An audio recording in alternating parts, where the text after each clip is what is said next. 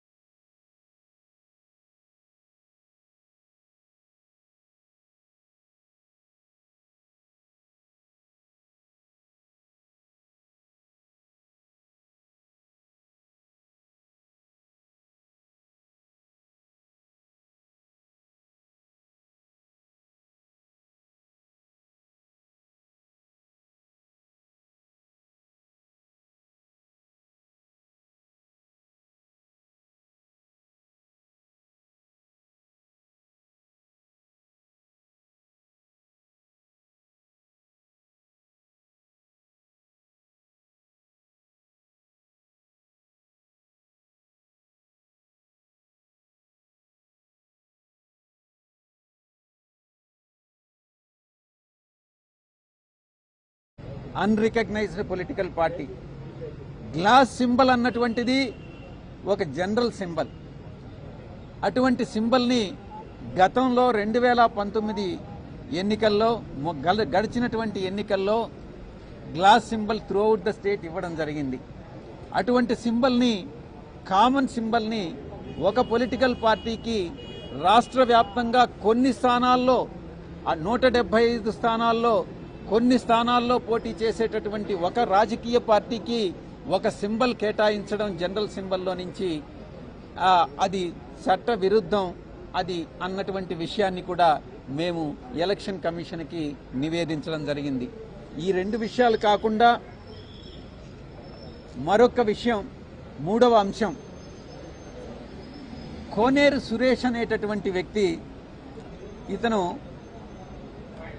Telugu Desam party electoral సెల్లో ఏదో some పొజిషన్లో ఉన్నాడన్నమాట.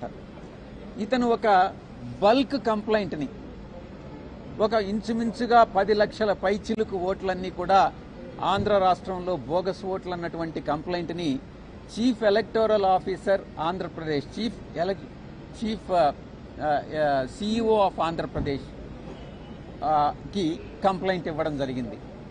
మా యొక్క మొట్టమొదటి ప్రశ్న, CEO of Andhra Pradesh bulk complaint అనేటటువంటి దాన్ని యాక్సెప్ట్ చేయవచ్చా? యాక్సెప్ట్ చేయడం అన్నటువంటిది వైఎస్ఆర్ కాంగ్రెస్ పార్టీ తప్పుపడతా ఉంది. ఒక వ్యక్తికి 175 నియోజకవర్గాల్లో 25 పార్లమెంటు స్థానాల్లో 10 లక్షల మందో, 20 లక్షల మందో, 30 లక్షల మందో బోగస్ ఓట్లు ఉన్నారన్నటువంటి విషయం ఎలా తెలుస్తుంది? కంప్లైంట్ అన్నటువంటిది బిఎల్ఎస్ ఇవ్వాలి, ఆయా నియోజకవర్గంలో ఉన్నటువంటి బిఎల్ఎస్ ఇవ్వాలి. ఆ బిఎల్ఎస్ చెప్పాలి ఏది బోగస్ కంప్లైంట్ అన్నటువంటిది. అంతేకాని ఒక వ్యక్తి తెలుగుదేశం పార్టీకి చెంది నివేదించడం జరిగింది. మొట్టమొదటిగా ఈరోజు మాకున్నటువంటి సమాచారం ప్రకారం తెలుగుదేశం పార్టీతో పాటు జనసేన పార్టీ కూడా అన్రికగ్నైజ్డ్ పార్టీ. ఈ యొక్క అవకాశం రికగ్నైజ్డ్ పార్టీస్కి మాత్రమే ఉంటుంది.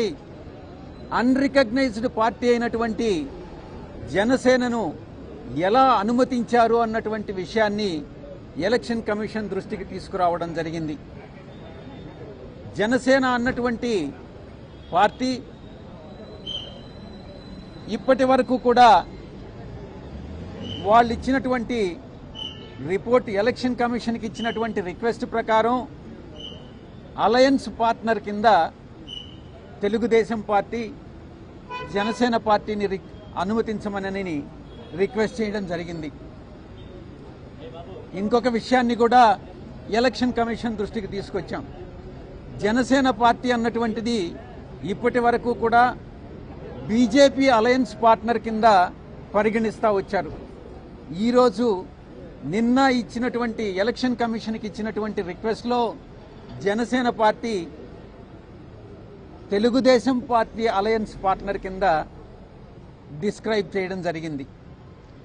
జనసేన పార్టీ ఈరోజు నిజంగా ఆలోచిస్తే బీజేపీతో అలయన్స్ పార్ట్నరా లేక తెలుగుదేశం పార్టీతో అలయన్స్ పార్ట్నరా అన్నటువంటి విషయాన్ని క్వశ్చన్ చేస్తూ ఎలా ఎలక్షన్ కమిషన్ అనుమతించడాన్ని మేము వాళ్ళకి నివేదించాం. ఇలా అనుమతించడం సమంజసమేనా అన్నటువంటి విషయాన్ని ఎలక్షన్ కమిషన్ దృష్టికి జరిగింది. ఇక రెండవ విషయం, జనసేన అన్నటువంటిది unrecognised political party. Glass symbol అన్నటువంటిది ఒక జనరల్ సింబల్. అటువంటి సింబల్ని గతంలో 2019 ఎన్నికల్లో గడిచినటువంటి ఎన్నికల్లో glass symbol throughout the state ఇవ్వడం జరిగింది. అటువంటి సింబల్ని, కామన్ సింబల్ని ఒక పొలిటికల్ పార్టీకి రాష్ట్ర వ్యాప్తంగా కొన్ని స్థానాల్లో 175 స్థానాల్లో కొన్ని స్థానాల్లో పోటీ చేసేటటువంటి ఒక రాజకీయ పార్టీకి ఒక సింబల్ కేటాయించడం జనరల్ సింబల్లో నుంచి అది చట్ట విరుద్ధం అది అన్నటువంటి విషయాన్ని కూడా మేము ఎలక్షన్ కమిషన్కి నివేదించడం జరిగింది. ఈ రెండు విషయాలు కాకుండా మరొక విషయం, మూడవ అంశం, కోనేరు సురేష్ అనేటటువంటి వ్యక్తి, ఇతను తెలుగుదేశం పార్టీ ఎలక్టోరల్ సెల్లో ఏదో సమ్ పొజిషన్లో ఉన్నాడన్నమాట. ఇతను ఒక బల్క్ కంప్లైంట్ని, ఒక ఇంచుమించుగా 10 లక్షల పైచిలుకు ఓట్లన్నీ కూడా ఆంధ్ర రాష్ట్రంలో బోగస్ ఓట్లు అన్నటువంటి కంప్లైంట్ని chief electoral officer Andhra Pradesh, chief CEO of Andhra Pradesh కి కంప్లైంట్ ఇవ్వడం జరిగింది. మా యొక్క మొట్టమొదటి ప్రశ్న, CEO of Andhra Pradesh bulk complaint అనేటటువంటి దాన్ని యాక్సెప్ట్ చేయవచ్చా? యాక్సెప్ట్ చేయడం అన్నటువంటిది వైఎస్ఆర్ కాంగ్రెస్ పార్టీ తప్పుపడతా ఉంది. ఒక వ్యక్తికి 175 నియోజకవర్గాల్లో 25 పార్లమెంటు స్థానాల్లో 10 లక్షల మందో 20 లక్షల మందో 30 లక్షల మందో బోగస్ ఓట్లు ఉన్నారన్నటువంటి విషయం ఎలా తెలుస్తుంది? కంప్లైంట్ అన్నటువంటిది బిఎల్ఎస్ ఇవ్వాలి, ఆయా నియోజకవర్గంలో ఉన్నటువంటి బిఎల్ఎస్ ఇవ్వాలి. ఆ బిఎల్ఎస్ చెప్పాలి ఏది బోగస్ కంప్లైంట్ అన్నటువంటిది. అంతేకాని ఒక వ్యక్తి, తెలుగుదేశం పార్టీకి చెందినటువంటి ఒక వ్యక్తి రాష్ట్రంలో 175 స్థానాల్లో ఎన్ని బోగస్ ఓట్స్ ఉన్నాయి అన్నటువంటిది చెప్పాడు, కంప్లైంట్ ఇచ్చాడు అని అంటే ఆ కంప్లైంటే బోగస్ కంప్లైంట్. కాబట్టి అతని మీద చర్యలు తీసుకోవాలి అన్నటువంటి విషయాన్ని మేము ఎలక్షన్ కమిషన్ దృష్టికి తీసుకురావడం జరిగింది. ఒక డిస్ట్రిక్ట్ ఎక్స్ప్లెయిన్. ఇక మేము అతనిచ్చిన కంప్లైంట్ని చీఫ్ ఎలక్టర్ సిఇఓ ఆంధ్రప్రదేశ్ జిల్లా మొత్తం 26 జిల్లాలకి కలెక్టర్లకి పంపించడం జరిగింది. 26 జిల్లాల కలెక్టర్లకి కూడా పంపించినటువంటి ఈ యొక్క కంప్లైంట్ దాన్ని ఈఆర్ఓస్,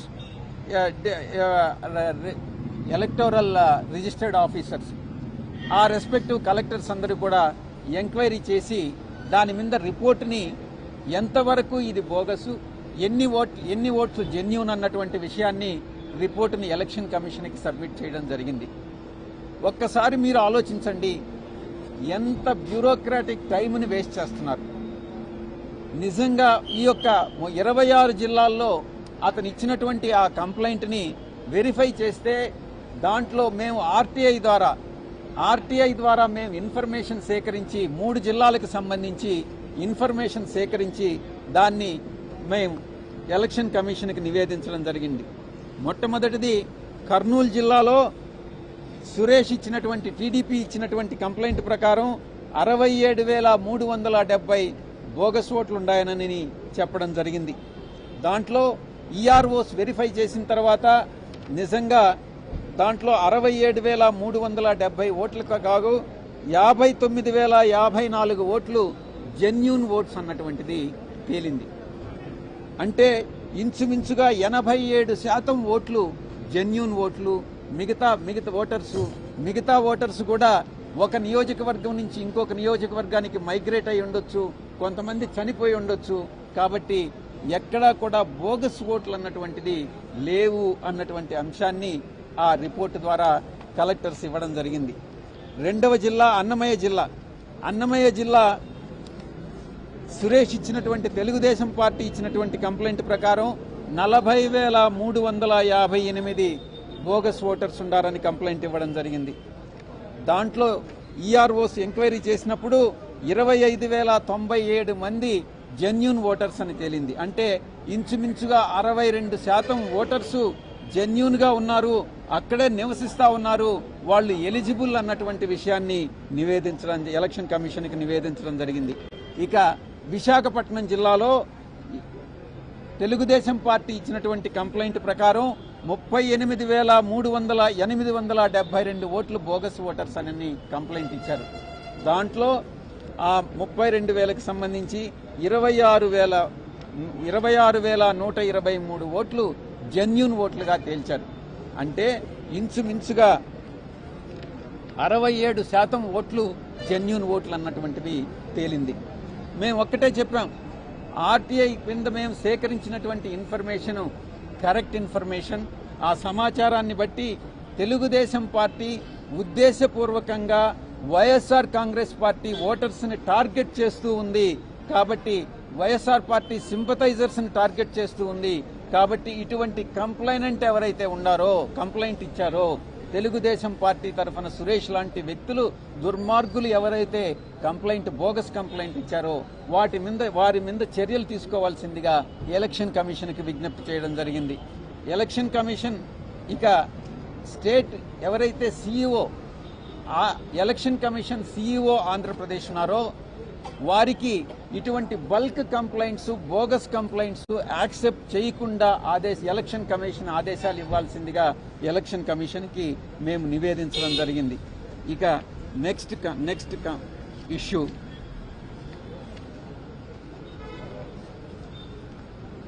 గతంలో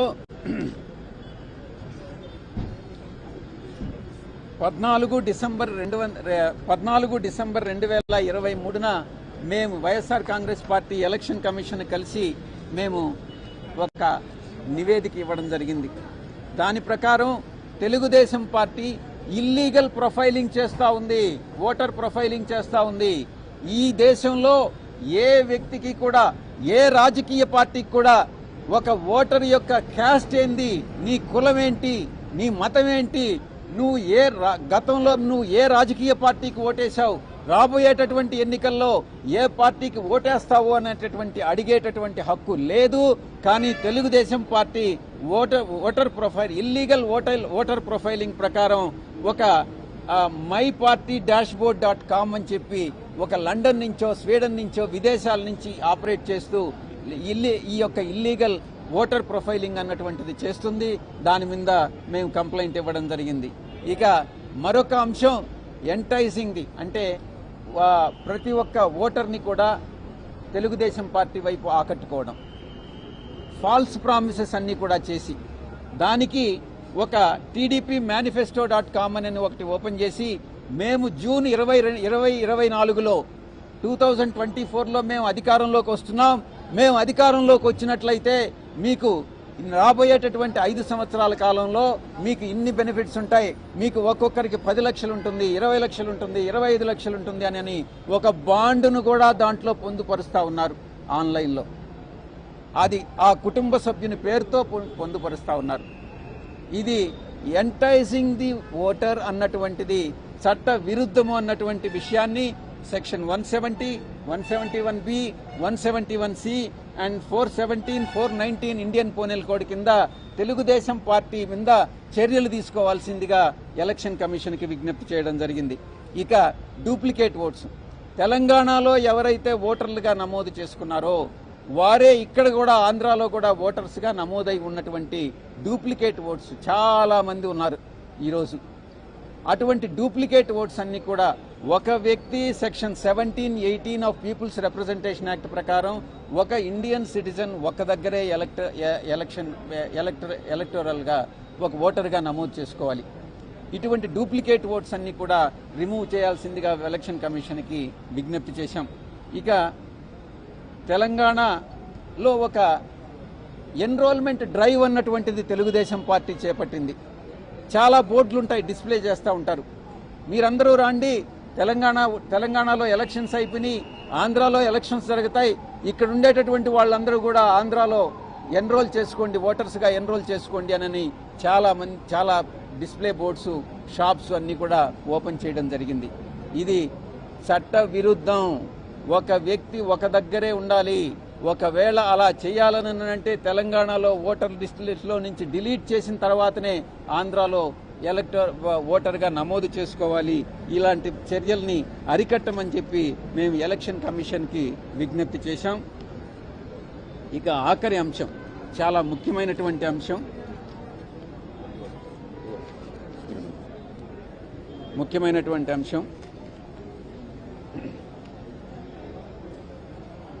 నారా చంద్రబాబు నాయుడు, నారా లోకేష్, మిగతా తెలుగుదేశం పార్టీ లీడర్స్ వీళ్ళందరూ కూడా వైఎస్ఆర్ కాంగ్రెస్ పార్టీ పైన, గౌరవ ముఖ్యమంత్రి శ్రీ జగన్మోహన్ రెడ్డి గారి పైన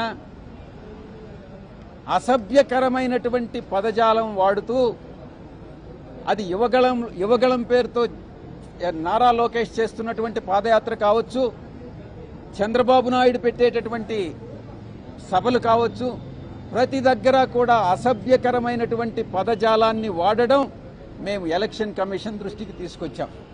వీరి మీద ఇండియన్ పీనల్ కోడ్ కింద, క్రిమినల్ ప్రొసీజర్ కోడ్ కింద, Indian penal code, criminal procedure code కింద వీరి మీద క్రిమినల్ యాక్షన్ తీసుకోవాలి అన్నటువంటి విషయాన్ని ఎలక్షన్ కమిషన్ దృష్టికి తీసుకురావడం జరిగింది. ఇంకొక విషయం, నారా లోకేష్ ప్రతి దగ్గర కూడా ఎక్కడ పబ్లిక్ని అడ్రస్ చేసినా నేను ఒక ఎర్ర బుక్, ఆ బుక్ ఇదిగో ఎర్ర బుక్, నేను ఈ రెడ్ బుక్ ఉంది, ఈ రెడ్ బుక్లో ఎవరైతే అధికారులు వైఎస్ఆర్ కాంగ్రెస్ పార్టీకి పనిచేస్తారో, నిజానికి వైఎస్ఆర్ ఏ పొలిటికల్ పార్టీకి అధికారులు పనిచేయరు. అధికారులు ఎప్పుడు కూడా బ్యాలెన్స్డ్గానే ఉంటారు. ఎవరైతే తెలుగుదేశం పార్టీకి వ్యతిరేకంగా పనిచేస్తారో, ఇవన్నీ ఆరోపణలు, వారందరినీ కూడా నేను ఈ బుక్లో వారి పేర్లు నోట్ చేసుకుంటున్నాను. మేము అధికారంలోకి వస్తే, తెలుగుదేశం పార్టీ మేము అధికారంలోకి వస్తే ఈ ఆఫీసర్స్ అందరి మీద యాక్షన్ తీసుకుంటాం, వాళ్ళని సర్వీస్ నుంచి డిస్మిస్ చేస్తాం, వాళ్ళని జైల్లో పెడతాం అన్నటువంటి థ్రెట్స్ అన్నీ ఇస్తా ఉన్నాడు, భయభ్రాంతులకు గురి చేస్తూ ఉన్నాడు. వీరి మీద, నారా లోకేష్ మీద, నారా చంద్రబాబు నాయుడు మీద తగిన చర్యలు తీసుకోవాలి అన్నటువంటి విషయాన్ని ఎలక్షన్ కమిషన్ దృష్టికి తీసుకురావడం జరిగింది. ఇక చాలా ముఖ్యమైనటువంటి అంశం, లాస్ట్లో ఒక అప్పీల్ చేశాం. ఈ యొక్క లోకేష్ మీద యాక్షన్ తీసుకోవడంతో పాటు ఈ డెరిగేటరీ రిమార్క్స్ ఇవన్నిటినీ కూడా నివారించాల్సిందిగా, ఆఖరిగా చివరిగా ఎలక్షన్ కమిషన్ని మేము ఒకటి నివేదించాం, రిక్వెస్ట్ చేశాం. తెలంగాణలో పార్లమెంట్ ఎలక్షన్స్, ఆంధ్రప్రదేశ్లో పార్లమెంటు కానీ అసెంబ్లీకి కానీ ఎలక్షన్స్ ఒకే ఫేజ్లో ఒకే డేట్లో పెట్టండి. ఎందుకంటే తెలంగాణలో ఉన్నటువంటి, ఆంధ్రాలో ఎన్రోల్ అయినటువంటి తెలుగుదేశం పార్టీ సింపథైజర్స్ ఎవరైతే ఉన్నారో, మేము చేయలేదు ఆ దొంగ పనులు. తెలుగుదేశం పార్టీ చంద్రబాబు నాయుడు గత 14 సంవత్సరాల్లో ఎప్పుడైతే రూల్ చేశాడో, ఆ రూల్ చేసినప్పుడల్లా ఈ యొక్క మోసపూరిత, కుట్రపూరితంగానే అధికారంలోకి వచ్చాడు. అధికారంలోకి వచ్చిన తర్వాత ప్రతి చర్య కూడా అది ఎలా అధికారాన్ని నిలబెట్టుకోవాలి, ఎలా కుట్రపూరితంగా మిగతా వాళ్ళని మిగతా వాళ్ళని మోసం చేయాలి, ఓటర్లను మోసం చేయాలన్నటువంటి ఉద్దేశంతోనే పరిపాలన సాగించాడు. అందుకే ఈ డూప్లికేట్ ఓటర్స్ అన్నీ కూడా అటు తెలంగాణలో కూడా ఇక్కడ కూడా ఉన్నాయి. కాబట్టి 2 రాష్ట్రాలకి ఒకే రోజు ఎలక్షన్ జరిపినట్లయితే అక్కడ ఓటేసి ఇక్కడ ఓటేసేటటువంటి అవకాశం ఉండదు. కనుక ఎలక్షన్ కమిషన్కి మేము ఒకే రోజు ఎలక్షన్ జరపాల్సిందిగా నివేదించడం జరిగింది. థ్యాంక్ యూ, ధన్యవాదాలు. చంద్రబాబు 3 పాయింట్లు లేవని సార్ మీకంటే ముందు, అందులో ప్రధానంగా వాలంటీర్స్ ఎన్నికలు నిర్వహిస్తున్నారనేది 2600 మంది మహిళా పోలీసులు BLOలుగా పెట్టారని కలెక్టర్లందరూ కూడా వైఏపీ జగన్ అనే కార్యక్రమం పాల్గొంటున్నారు. 14 సంవత్సరాలు ముఖ్యమంత్రిగా పనిచేసినటువంటి వ్యక్తికి ఎవరు ఎలక్షన్ ఆఫీసర్స్గా ఉండాలి, ఎవరు ప్రిసైడింగ్ ఆఫీసర్స్గా ఉండాలి అన్నటువంటి విషయం తెలియకపోవడం అన్నటువంటిది శోచనీయం. మీరేమో అక్రమాలు జరగలేదు అని చెప్తున్నారు, ఏది ఓటర్ విషయంలో కానీ ఏ కానీ, మరి ఒక పక్కన అధికారులు అయితే చర్యలు తీసుకుంటున్నారు, సస్పెండ్ చేస్తున్నారు, మరి ఏంటి? మేము అదే చెప్పాం ఎలక్షన్ కమిషన్కి. తెలుగుదేశం పార్టీ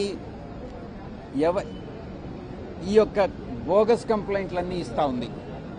అధికారులపైన ఎక్కడైతే చర్యలు తీసుకుంటున్నారో ఆ చర్యలు తీసుకోవడం వైఎస్ఆర్ కాంగ్రెస్ పార్టీ చేసినటువంటి తప్పుల వల్ల కాదు. ఆ తప్పులు ఎవరు చేశారు? మేం చేశామా? మా పేరుతో తెలుగుదేశం పార్టీ వాళ్ళు చేశారా? అది ఎవరు చేశారు, దాని వెనక ఎవరున్నారు అన్నటువంటిది నిజాన్ని నిర్ధారించండి అని ఎలక్షన్ కమిషన్కి నివేదించడం జరిగింది. నేను గతంలో చెప్పినట్టుగా చంద్రబాబు నాయుడు జీవితమే ఒక మోసపూరితమైనటువంటి జీవితం, కుట్రలమయమైనటువంటి జీవితం, అది రాజకీయ జీవితం. కాబట్టి వీటిని ఆరోపణలను నమ్మవద్దు. ఎవరైతే అధికారులు నిజంగా తప్పు చేసి ఉంటారో ఆ తప్పు చేసిన అధికారుల మీద చర్య తీసుకోవడంలో తప్పే లేదు. వైఎస్ఆర్ కాంగ్రెస్ పార్టీ ఇలాంటి తప్పులు చేయదు అన్నటువంటిది ఖరాఖండిగా నేను నిర్ధారించి చెప్తా ఉన్నా. Thank you.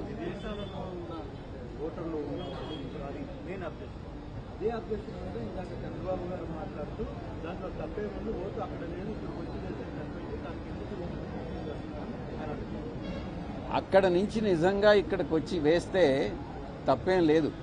వాళ్ళు ఇచ్చినటువంటి అడ్రస్ కానీ, వాళ్ళ ఓటర్ ఐడి కానీ, వాళ్ళు ఇచ్చిన ఆధార్ కార్డు కానీ ఏదైనా ఇచ్చుంటే అవన్నీ కూడా కరెక్ట్ అయితే తప్పు లేదు. అవి బోగస్ అయితేనే తప్పు. తెలంగాణలో ఓటు ఉండి ఇక్కడ కూడా ఓటు ఉండడం తప్పు. మీరు గంపగుర్తుగా ఓట్లని కూడా తొలగిస్తున్నారనేది ప్రధాన ఆరోపణ. ఎందుకంటే పక్క రాష్ట్రాల్లో ఎవరైనా ఉద్యోగాలు చేసుకోవడానికి వల్ల ఓట్లు కూడా తొలగించే పరిస్థితి. గంపగుత్తగా కంప్లైంట్లు ఇస్తున్నారు. మీరు మీ యొక్క క్వశ్చన్ని మీరు రెక్టిఫై చేసుకోండి. మీరు అడిగే ప్రశ్న చాలా కరెక్ట్గా అడగాలి. గంపగుప్తగా కంప్లైంట్లు ఇస్తున్నారు. ఇప్పుడు మీరున్నారు, మీ పేరేంటి?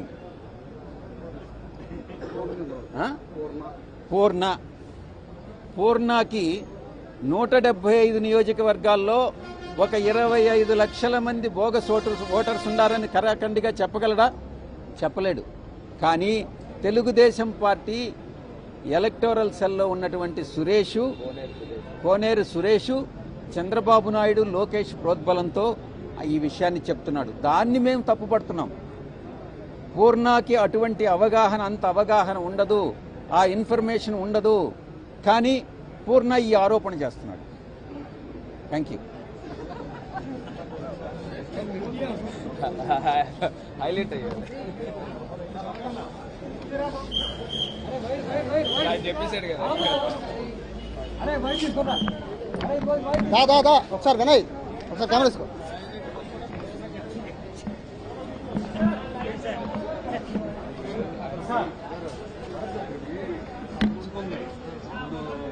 గొడేదే అమ్మా.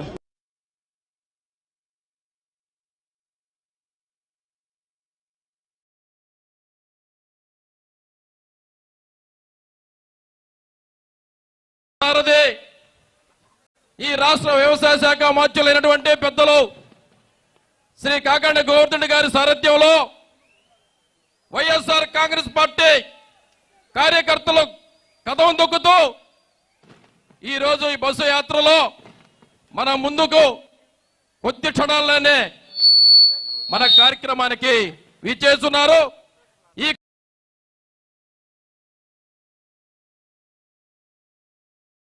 కార్యక్రమానికి రాష్ట్ర నలుమూలల నుంచి పెద్దలు, వైఎస్ఆర్ కాంగ్రెస్ పార్టీ నాయకులు, మంత్రులు, ఎమ్మెల్యేలు ఈ కార్యక్రమానికి విచ్చేస్తున్నారు. అందరికీ స్వాగతం పలుకుతూ